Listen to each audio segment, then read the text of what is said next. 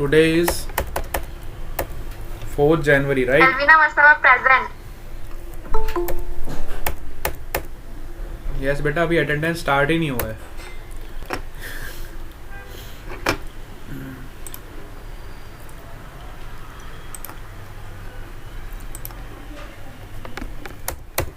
Four 1/21 है ना. Gaurav Adani, Jiya Patel, Devansh Vora,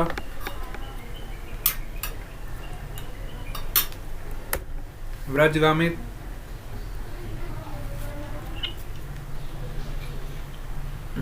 Justin Gamit,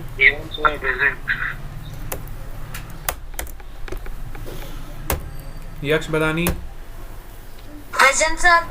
प्रेरक Tailor, Harsh Patel, Present sir. Harsh Patel present sir. Chaudhary Daksh, Elvina Vasava,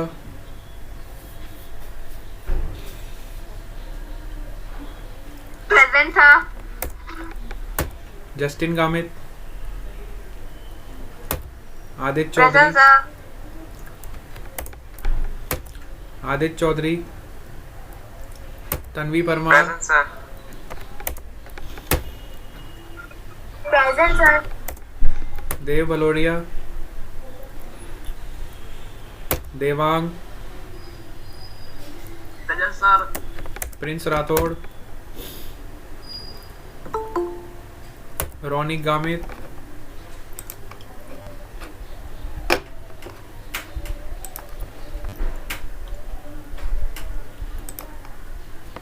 मीत Gamit,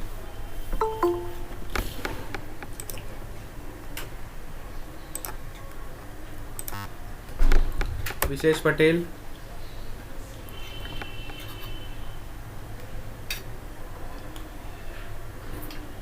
Meet Gamit present. Vishesh Patel, Naiti Chaudhary, Dhvani Chaudhary. Present sir. ध्वनि आई है.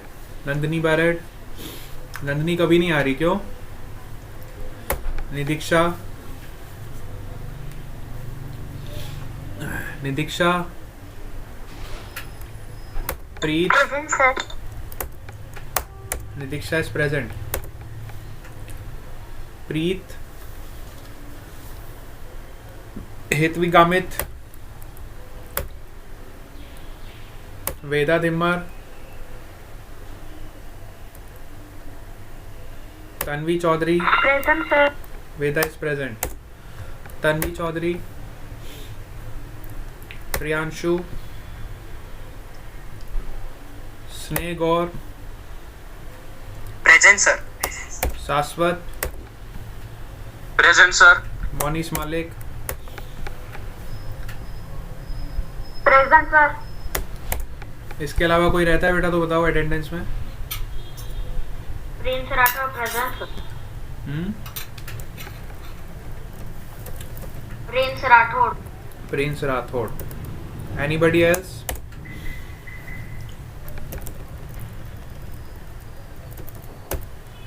देखो हम 2020 से 2021 में आ गए. ठीक है, किसी का अटेंडेंस रह गया तो जल्दी से बताओ, नहीं तो एक साल पीछे चले जाओगे आप.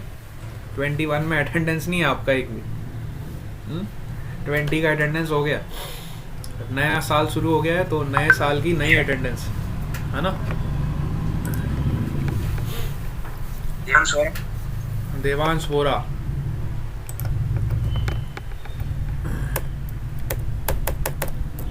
देवांश वोरा. देवांश का नाम नहीं है क्या लिस्ट में? है तो सही, प्रेजेंट है बेटा. यस, चलो क्लास स्टार्ट करते हैं. मेरे ख्याल से सबका अटेंडेंस हो गया, राइट?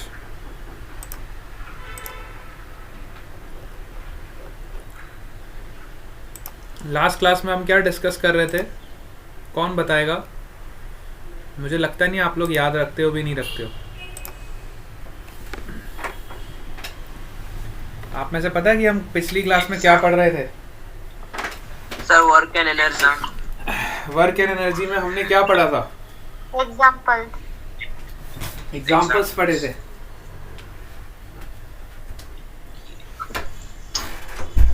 कौन से एग्जाम्पल्स पढ़े थे हमने? हमने न्यूमेरिकल सॉल्व करे थे, राइट? मैंने आपको एनर्जी के टाइप्स भी सारे बता दिए थे। एनर्जी के टाइप्स आपको पता है सारे?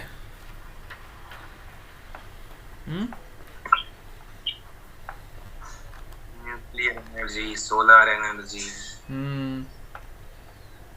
बस दो ही होते हैं क्या? Mechanical energy.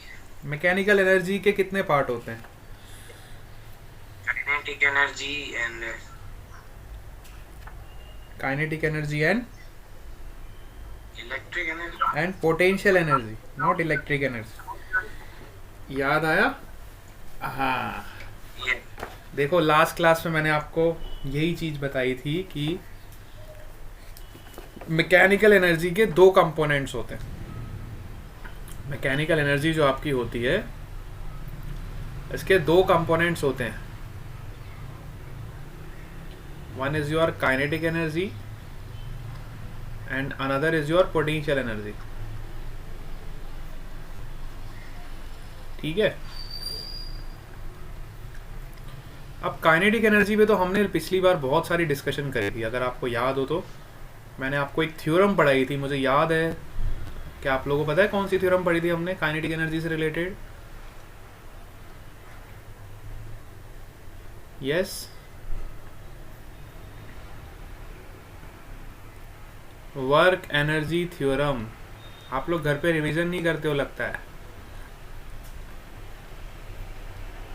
What is work energy theorem? Final work done minus initial.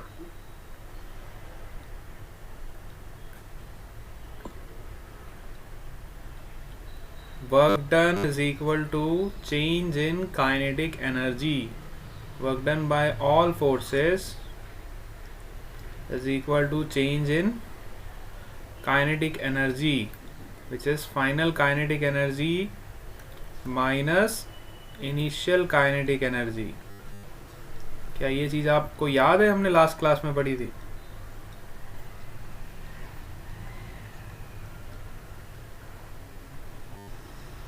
Yes और नो? इस पे हमने बहुत सारे न्यूमेरिकल्स भी सॉल्व किए थे, एग्जांपल्स जिसको आप बोल रहे हो। Yes? Yes sir, yes sir. है ना? आज हम पढ़ेंगे पोटेंशियल एनर्जी के बारे में। Today we are going to study about potential energy. What is potential energy? क्या कोई मुझे बता सकता है? Anyone from your side? What do you mean by the term potential energy?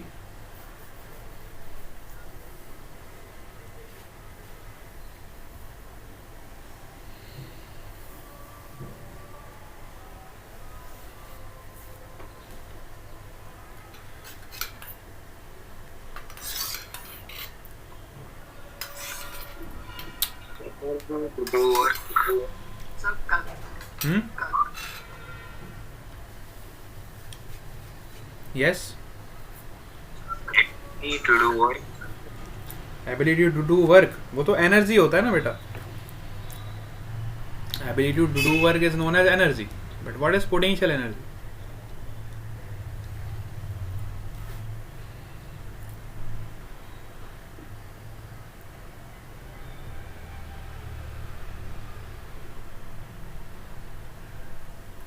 Suppose करो हमारे पास एक ब्लॉक है, ठीक है, और इसको हम ऐसे ऊपर उठा के ले गए। हमने कुछ फोर्स लगाया इसको और हम इसको ऊपर उठा के यहाँ पे ले गए, कुछ h हाइट पे ले गए, ठीक है।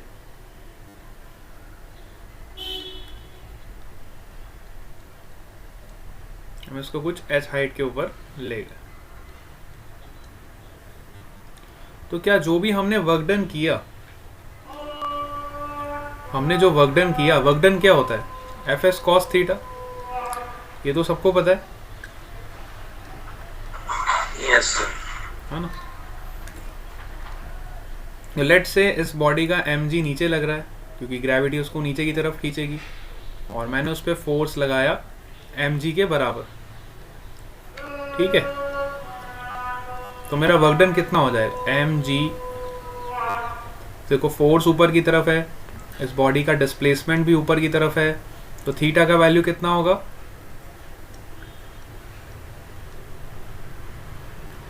Force is in upward direction and displacement is also in upward direction. What is the value of theta?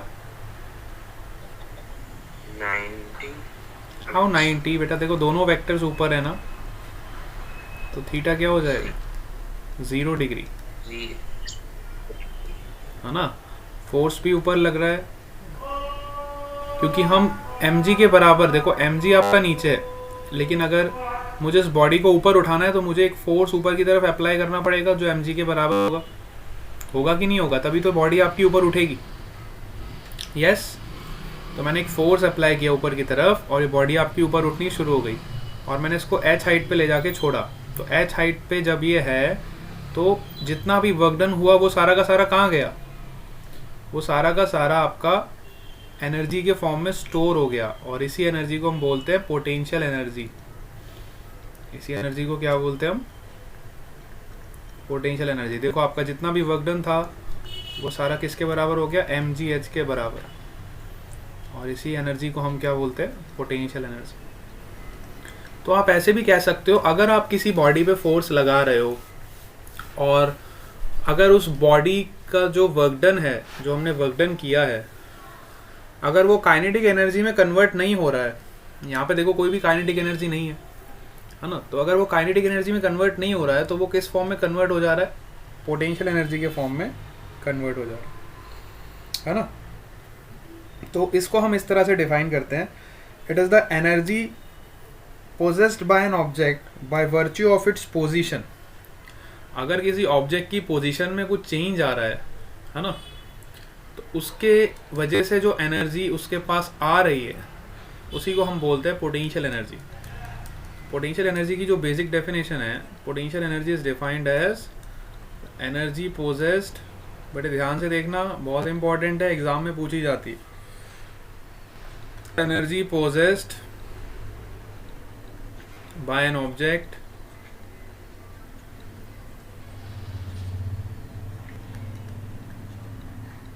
due to virtue of its position, due to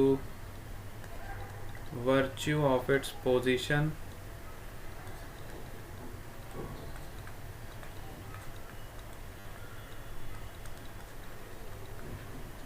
or shape or configuration।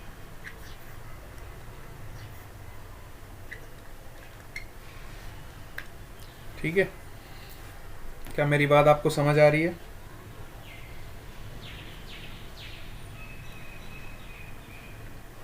Yes sir. अब suppose करो जैसे आपके पास कोई spring है, ठीक है, तो जब आप उस पर फोर्स लगाते हो, आपने देखा होगा ना, पेन, जो आपकी पेन होती है उस पेन में स्प्रिंग लगी होती है। कितने बच्चों ने देखा है कि पेन की रिफिल में स्प्रिंग लगी होती है? होती है कि नहीं होती? Yes. Yes, sir. है ना। सर तो वो जो पेन की जो रिफिल में स्प्रिंग होती है उसको जब आप कंप्रेस करते हो, मतलब उसको जब आप दबाते हो, इस तरह की स्प्रिंग होती है, ठीक है, उसको जब आप दोनों तरफ से फोर्स लगाते हो तो उसकी पोजीशन, उसकी शेप में चेंज हो जाता है। होता है कि नहीं होता है ना? इसकी शेप में चेंज हो जाता है कि नहीं होता है? होता है।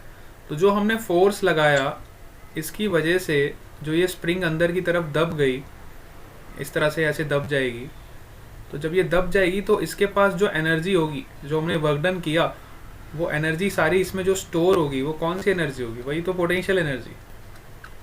बात समझ पा रहे हो? It is the energy possessed by position. पहला पॉइंट क्या है? पोजीशन। पोजीशन का मतलब जब हम किसी ब्लॉक को h हाइट के ऊपर उठा के ले जाएंगे तो उसमें जो पोटेंशियल एनर्जी होगी कितनी होगी? mgh के बराबर।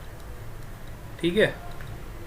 शेप, अगर हम किसी स्प्रिंग को ऐसे दबाएंगे तो उसकी शेप में चेंज हो जाएगा और उसके अंदर जो एनर्जी स्टोर होगी ये भी आपकी कौन सी एनर्जी होगी? Potential energy. और थर्ड पॉइंट इज कॉन्फ़िगरेशन, है ना। कॉन्फ़िगरेशन भी जब आपकी ऑब्जेक्ट का चेंज होगा। कॉन्फ़िगरेशन कैसे चेंज होगा? यस, जैसे कि हमारे पास कोई फुटबॉल है, आपने देखा होगा। उस फुटबॉल को जब आप किक करते हो, फुटबॉल को जब आप किक करते हो तो आपने देखा है उसकी शेप में चेंज होता है।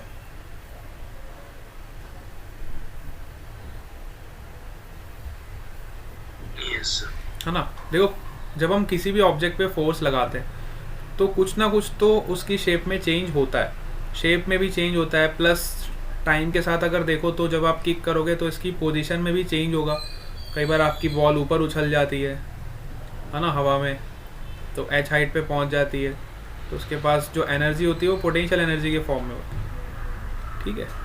फिर वो ऑब्जेक्ट आपकी नीचे आ जाती है। जब नीचे आती है तो वो पोटेंशियल एनर्जी आपकी काइनेटिक एनर्जी में कन्वर्ट हो जाती है ना। तो इस तरह से कन्वर्जन होता रहता है, पोटेंशियल का काइनेटिक में, काइनेटिक का पोटेंशियल में, है ना। और हम सबको पता है कि energy can neither be created nor be destroyed, it can simply transfer from one form to another form. Right और रॉन्ग? अब जैसे आपने देखा होगा, जो अगर आप रामायण वगैरह देखते हो या फिर आपने किसी शिकारी को देखा है तो उसके पास बो एंड एरो होता है कि नहीं होता है? इस तरह का धनुष बाण आपने देखा है? यस। Yes. तो जब हम इसमें एरो लगाते हैं, इसको पीछे की तरफ हम ऐसे स्ट्रेच करते हैं, तो स्ट्रेच करते हैं तो इसमें जो एनर्जी स्टोर होती है, इसको जितना आप स्ट्रेच करोगे पीछे की तरफ उतनी ज़्यादा आपकी एनर्जी इसमें स्टोर होती जा रही है। समझ रहे हो? जैसे आप इसको स्ट्रेच करते हो पीछे की तरफ तो इसमें जो एनर्जी स्टोर होती है पोटेंशियल एनर्जी के फॉर्म में एनर्जी स्टोर होती है। और जैसे ही हम इसको रिलीज़ करते हैं वो सारी की सारी पोटेंशियल एनर्जी काइनेटिक एनर्जी में कन्वर्ट हो जाती है और इसको कुछ वेलोसिटी मिल जाती है। बात समझ आ रही है? यस और नो?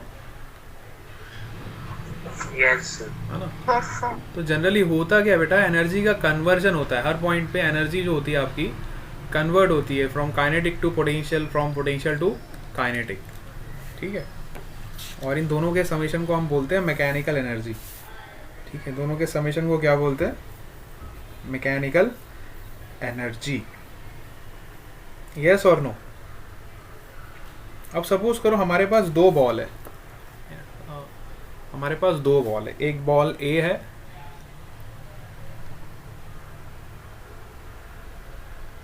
दूसरी बॉल बी है।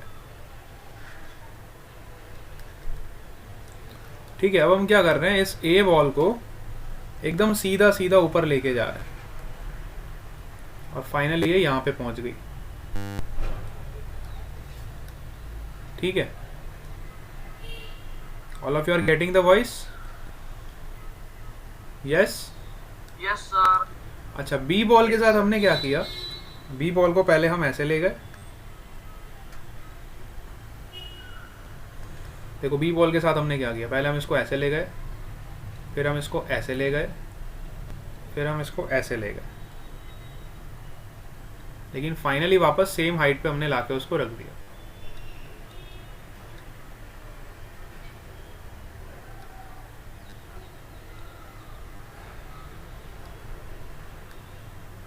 ठीक है। अल्टीमेटली दोनों की हाइट जो फाइनली है बिल्कुल सेम है, नीचे से लेके ऊपर तक की जो हाइट है वो बिल्कुल सेम है, that is your H height. ठीक है। अब आप मुझे बता सकते हो इनमें से कौन सी बॉल के पास ज़्यादा पोटेंशियल एनर्जी होगी, ए के पास कि बी के पास? किसकी पोटेंशियल एनर्जी ज़्यादा होगी?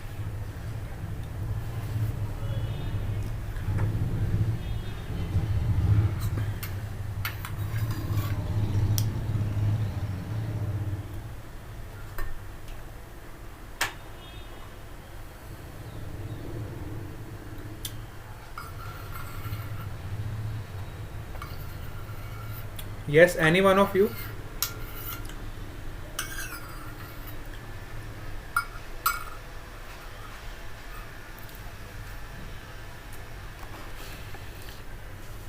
किसके पास पोटेंशियल एनर्जी ज़्यादा होगी?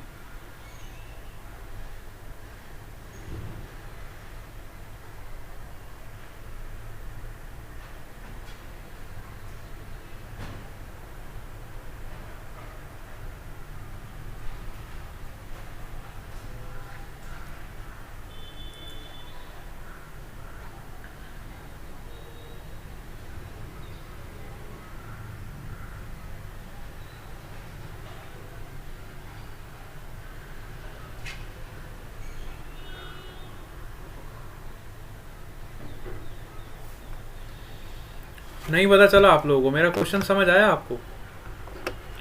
मुझे लगता है आप मेरा सवाल समझ नहीं पा रहे हो। मैं पूछ रहा हूँ ए के पास ज़्यादा पोटेंशियल एनर्जी होगी कि बी के पास होगी?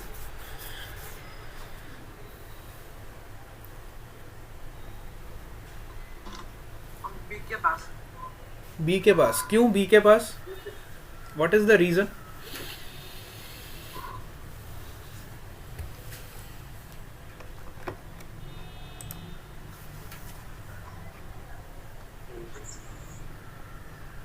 कि बी ने क्योंकि ज़्यादा डिस्टेंस कवर किया इसलिए।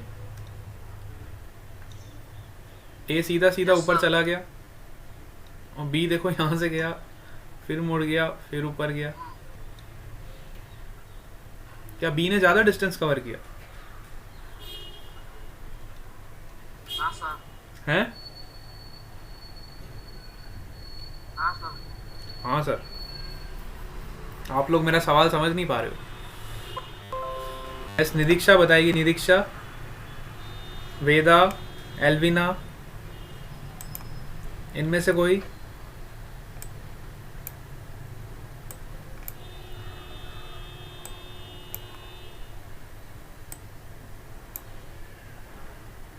Vibrate of its position. Nobody, nobody, मतलब किसी को पता ही नहीं चला पोटेंशियल एनर्जी है क्या। देखो बेटा, अगर आप ध्यान से देखो तो ये जो ऑब्जेक्ट है ये सीधा सीधा ऊपर चला गया, तो इसने कितना हाइट कवर किया? h। अगर मैं इसकी बात करूं तो ये पहले ऐसे गया, फिर ऐसे गया, फिर ऐसे गया, लेकिन इसने भी कितनी हाइट कवर करी? इसने भी तो h हाइट ही कवर किया ना। क्या आपको ये दिखाई नहीं दे रहा है? भले ये सीधा गया, फिर मुड़ गया, फिर वापस सीधा गया, अल्टीमेटली तो इसने भी h हाइट ही कवर किया। Yes, you can see that in both the cases your displacement is h. This is your initial position and this is your final position. In this case this is your initial position, this is your final position, and the distance between initial and final position is same. Are you getting it? दोनों के बीच का distance same है। क्या आपको ये बात पता चल रही है?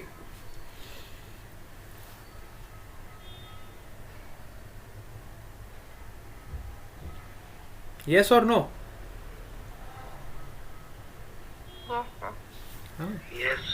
तो बेटा जब डिस्प्लेसमेंट सेम है दोनों पोजीशन में, तो दोनों के पास सेम पोटेंशियल एनर्जी है। इसके पास भी कितनी पोटेंशियल एनर्जी होगी ए पॉइंट पे? mgh। और इसके पास भी कितनी पोटेंशियल होगी? mgh, because displacement is same.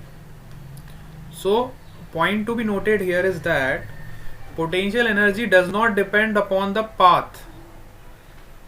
Potential energy is independent of the path. देखो path पे depend नहीं कर रही है, it depends only on the initial and final position.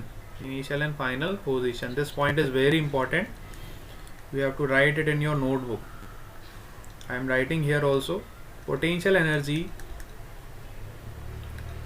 is independent of path.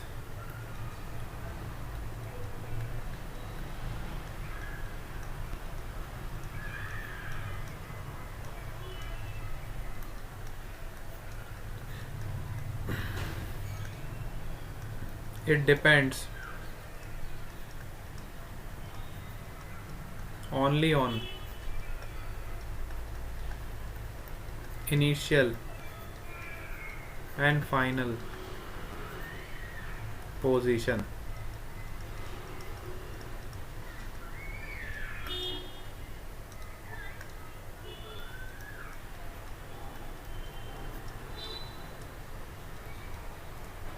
Yes.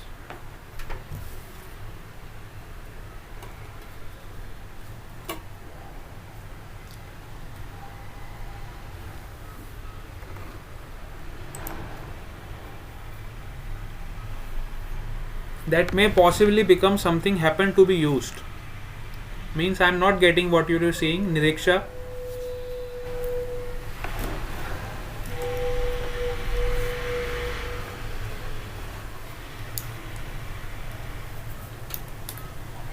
चलो अब इस पर हम एग्जांपल्स करेंगे। बेटा आप क्या बोल रहे हो, मैं समझ नहीं पाया। दीक्षा, व्हाट आर यू सेइंग बेटा?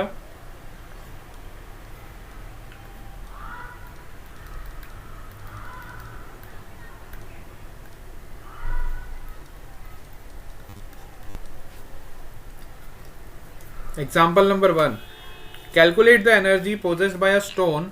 सपोज करो हमारे पास एक स्टोन है और इसका मास है 10 ग्राम्स। पत्थर का मास कितना होता है? 10 ग्राम। छोटा सा पत्थर है और इसको हमने h हाइट पे रख दिया, इसको हमने 5 मीटर्स ऊपर यहाँ पे कहीं रख दिया, तो इसके पास कितनी पोटेंशियल एनर्जी होगी? क्या आप मुझे बता सकते हो? How much potential energy is possessed by a stone which is having a mass of 10 grams and it is kept at a distance of 5 meters?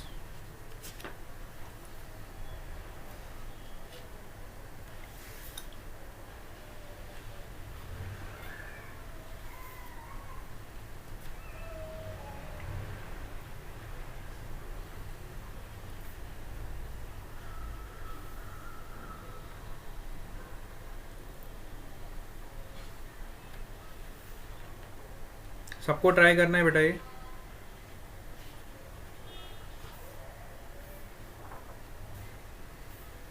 अच्छा, वर्क एनर्जी पावर के बाद हमारा लास्ट चैप्टर रह जाएगा साउंड, राइट?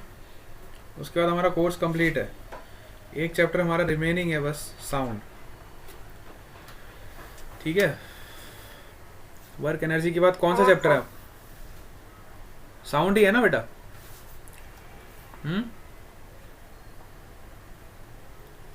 क्या और कोई chapter है इसके बाद? आप लोग बुक भी नहीं खोलते लगता है मेरे को।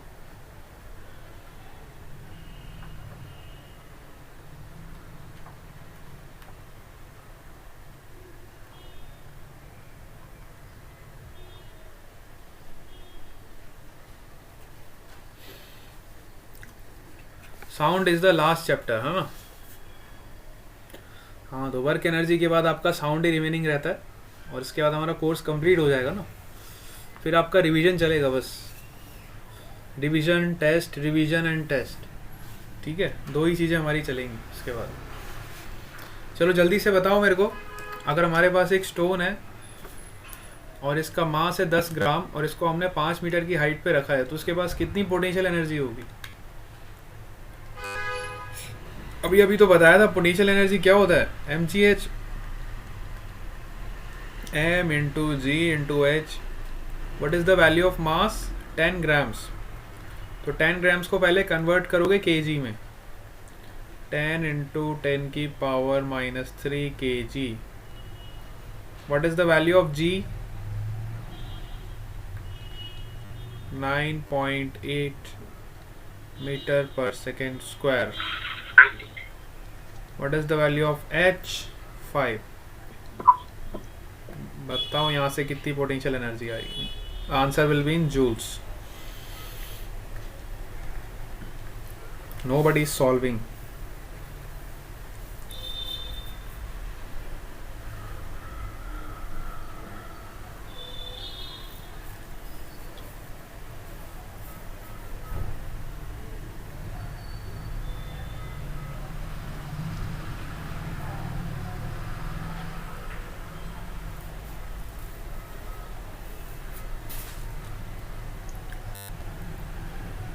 Yes, the answer will be, What is the answer for this potential energy? 0. 0. 0.049. 0.49.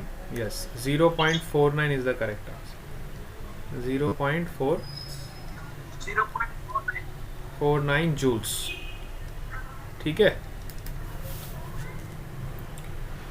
Next पे आ जाओ. सपोज करो हमारे पास एक बैग है 50 kg का. ठीक है. एक हमारे पास 50 kg का बैग है, बहुत बड़ा.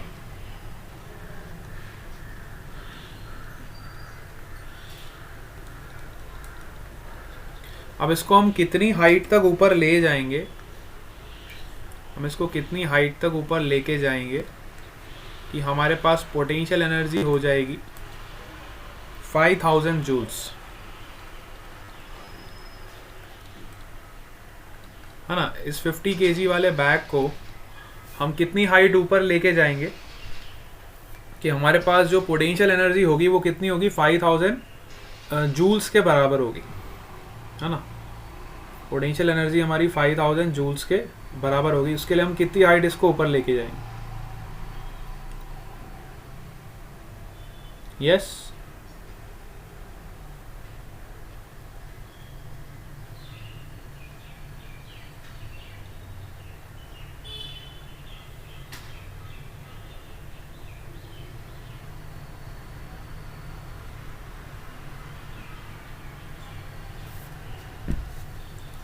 कितनी हाइट ऊपर लेके जाएंगे कि हमारे पास पोटेंशियल एनर्जी 5000 जूल्स के बराबर होगी. रुको सर. हाँ, निदीक्षा इज ट्राइंग. जल्दी से करके बताओ.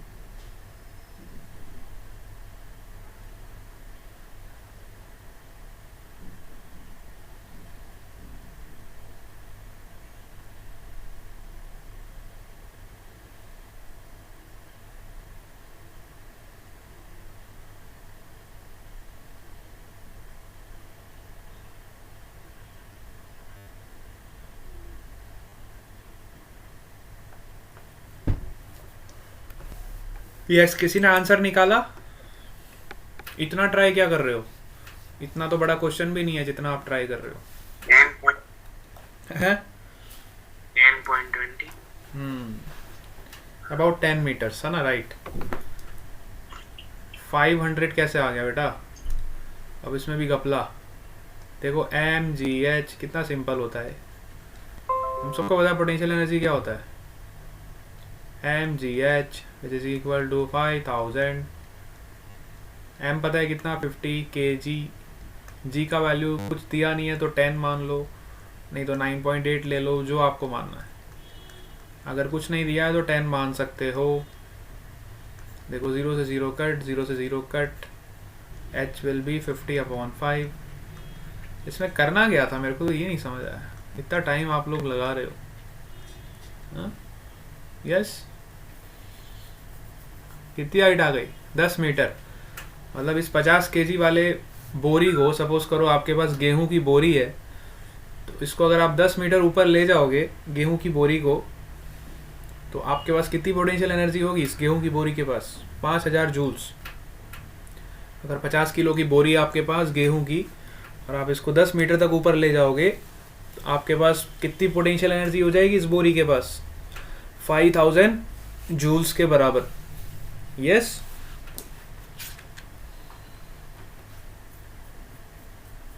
Yes, sir. चलो एक और एग्जांपल देते हैं।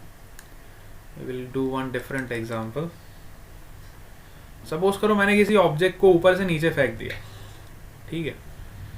एक मेरे पास ऑब्जेक्ट है या फिर एक पत्थर मान लो, जो भी आपको मानना है, ठीक है। सपोज करो ये पत्थर है, इसको मैंने ऊपर से नीचे फेंक दिया, ठीक है। और इसने कितनी हाइट कवर कर ली, ये नीचे आया तो इसने 10 मीटर की हाइट कवर करी, ठीक है। मतलब ये 10 मीटर्स नीचे आ गया।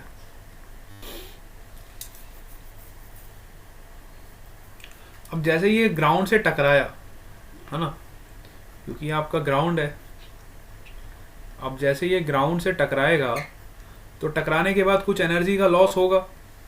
ग्राउंड से टकराएगा, कुछ एनर्जी ग्राउंड में चली जाएगी, है ना। तो हम ऐसा मान लेते हैं कि सपोज करो 40% इसकी एनर्जी रिड्यूस हो जाती है, ठीक है। 40% जैसे ये ग्राउंड से टकराता है तो इसकी 40% जो एनर्जी है वो ग्राउंड से टकराने के बाद कम हो जाती है। 40% एनर्जी जो है इसकी वो कम हो जाती है, रिड्यूस हो जाती है ग्राउंड से टकराने के बाद। तो जब ये वापस बाउंस बैक होगी, ये बॉल ग्राउंड से टकराने के बाद फिर से जब ये ऊपर बॉल उठेगी, तब इसके पास कितनी एनर्जी होगी, ये सवाल है। काफ़ी बढ़िया सवाल है, बहुत इंटरेस्टिंग क्वेश्चन है, ठीक है। या फिर आप ऐसा कह सकते हो कि ये बॉल जो है कितनी हाइट तक ऊपर जाएगी। ये क्वेश्चन इंपॉर्टेंट, कितनी एनर्जी होगी वो भी हम फाइंड कर लेंगे, कितनी हाइट तक ये बॉल ऊपर उठेगी ये हमें बेसिकली फाइंड करना है, ठीक है। अगर मैं 10 मीटर से किसी पत्थर को फेंक रहा हूँ या किसी बॉल को फेंक रहा हूँ, बॉल लेंगे तो ज़्यादा अच्छा रहेगा ना, क्योंकि पत्थर जो है वो इतना ज़्यादा उछलता नहीं है, तो बॉल लोगे तो ज़्यादा अच्छा है। मान लो आप खेल रहे हो, क्रिकेट खेलने जाते हो, हम सब लोग ये एक्सपेरिमेंट करते हैं। तो जब आप बेटा बॉल को नीचे फेंकते हो, चाहे वो रबर का बॉल हो चाहे आपका टेनिस का बॉल हो, जब आप बॉल को नीचे फेंकते हो, क्या टकराने के बाद वो सेम हाइट पे ऊपर आ जाता है? नहीं आता है। कभी भी आप फेंक के देखना, जब बॉल आपका ग्राउंड पे टकराएगा, चाहे रबर का हो चाहे टेनिस का हो, अगर आप इतनी हाइट से फेंक रहे हो तो वो थोड़ा कम हाइट पे ऊपर आता है, ठीक है। होता है कि नहीं होता है? या तो आपको बहुत दम लगाना पड़ता है, अगर आपको सेम हाइट पे उस बॉल को लेके आना है तो आप एक्स्ट्रा फोर्स लगाते हो जिससे वो वापस सेम हाइट पे आता है। क्या ये सबने एक्सपीरियंस किया है? जो लोग क्रिकेट खेलते हैं उन्होंने किया होगा। जब आप बॉल को फेंकते हो, Yes, sir. नॉर्मली अगर आप बॉल को ऐसे फेंक दो बिना फोर्स लगाए, ज़्यादा ऐसे ही आप छोड़ दो बॉल को, तो अगर आप जितनी हाइट से छोड़ोगे, सपोज करो आपने 10 मीटर से छोड़ा है, तो वो 10 मीटर ऊपर नहीं आएगा, कुछ कम आएगा, 5 मीटर 6 मीटर तक ही ऊपर जाएगा। लेकिन अगर आप एक्स्ट्रा फोर्स लगा के, एक्स्ट्रा प्रेशर लगा के उसको फेंकोगे, तब जाके वो सेम हाइट पे पहुंचता है। मतलब एक्स्ट्रा फोर्स रिक्वायर्ड रहता है। अगर नॉर्मली आप किसी चीज़ को फेंकते हो तो वो सेम हाइट पे नहीं आती हमेशा। तो यहाँ पे वही सवाल पूछा गया है कि अगर आपने किसी बॉल को फेंका तो वो ग्राउंड से टकराया, ग्राउंड से टकराने के बाद उसकी 40% एनर्जी में लॉस हो गया, तो वो कितनी हाइट तक ऊपर उठेगी, है ना, कितनी हाइट तक वो बॉल ऊपर की तरफ उठेगी, ये हमें फाइंड करना है। ये जो बॉल है हमारी, ये कितनी हाइट तक ऊपर उठेगी, that we have to find out. बात समझ आ गई आप? Yes, sir. 6 मीटर, है ना। 5 मीटर, 6 मीटर। 6 मीटर किसने निकाला बेटा आंसर?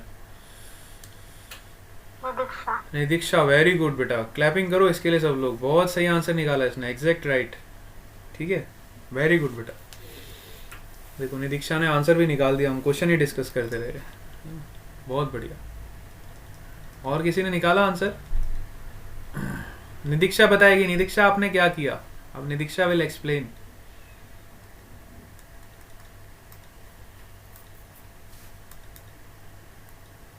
निदीक्षा,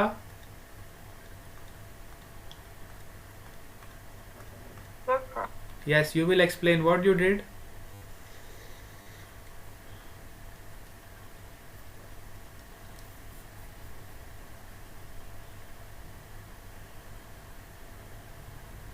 The 5 meter.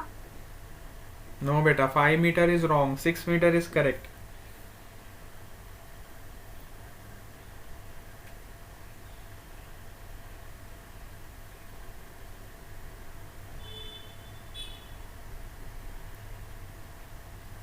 निदीक्षा ने क्या किया? निदीक्षा बताएगी.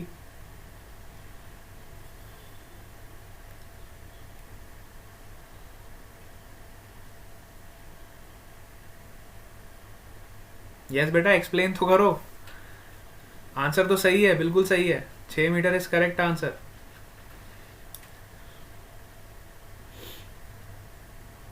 बोल रही ऐसे कैसे एक्सप्लेन करूं सर, आप ही कर दो. देखो बेटा 40% एनर्जी का लॉस हो गया तो बची हुई एनर्जी कितनी है बताओ मेरे को. बची हुई एनर्जी कितनी है? 60%. Yes, sir. है ना. और टोटल एनर्जी कितनी है इस बॉल के पास? जब टोटल एनर्जी कितनी होगी? टोटल एनर्जी mgh के बराबर है. mgh का मतलब हो गया आपका हाइट कितना है initially 10 metres, so you will write 10 mg. इसके पास इनिशियली इतना है 10 mg. अब 10 mg तो इसके पास इनिशियल एनर्जी है, लेकिन जैसे ये ग्राउंड से टकराती है तो 40% एनर्जी लॉस हो जाती है. तो बची कितनी? 60%. 60% का मतलब 60/100 ऑफ 10 mg. टोटल एनर्जी कितनी है? 10 mg. इतनी एनर्जी इसके पास बची. सीधी सी बात है. तो उसके पास कितनी एनर्जी बच गई? 6 mg. यस और नो? Yes, sir. अब ये जो 6 mg एनर्जी इसके पास बची है, यही तो इसकी mgh में कन्वर्ट होगी. तो ये जो 6 mg एनर्जी हमारी बची हुई एनर्जी है, यही तो आपकी mgh में कन्वर्ट होगी जब ये h हाइट तक ऊपर जाएगी. तो ये h हाइट तक सपोज करो ऊपर जा रही है, तो ये mgh you will right mgh बराबर 6 mg. ये हमारी बची हुई एनर्जी है ना. ऐसे देखो mg mg कैंसिल हो जाएगा, तो h का वैल्यू कितना आ जाएगा? 6 मीटर. मतलब ये अगर आपने 10 मीटर से किसी बॉल को फेंका है तो वो 6 मीटर तक ऊपर आ जाएगी. 6 मीटर तक इसलिए ऊपर आई क्योंकि 40% एनर्जी उसकी यहाँ पे लॉस हो गई, ग्राउंड के अंदर चली गई. यस चलो बहुत बढ़िया. मेरे ख्याल से सबको क्वेश्चन समझ आ गया होगा. तो बेटा इस तरह के एग्जांपल्स आप अपनी कॉपी में लिख लेना, बहुत इंपॉर्टेंट है. और नेक्स्ट क्लास में हम इस चैप्टर को कंप्लीट कर देंगे और नेक्स्ट टू नेक्स्ट क्लास में हम साउंड चालू कर देंगे. ठीक है, कल हम इस चैप्टर को पैकअप कर देंगे. Okay, bye bye to all of you. Bye, sir. Bye, sir. Bye, sir. Bye bye. Bye, sir. Bye, bye, sir.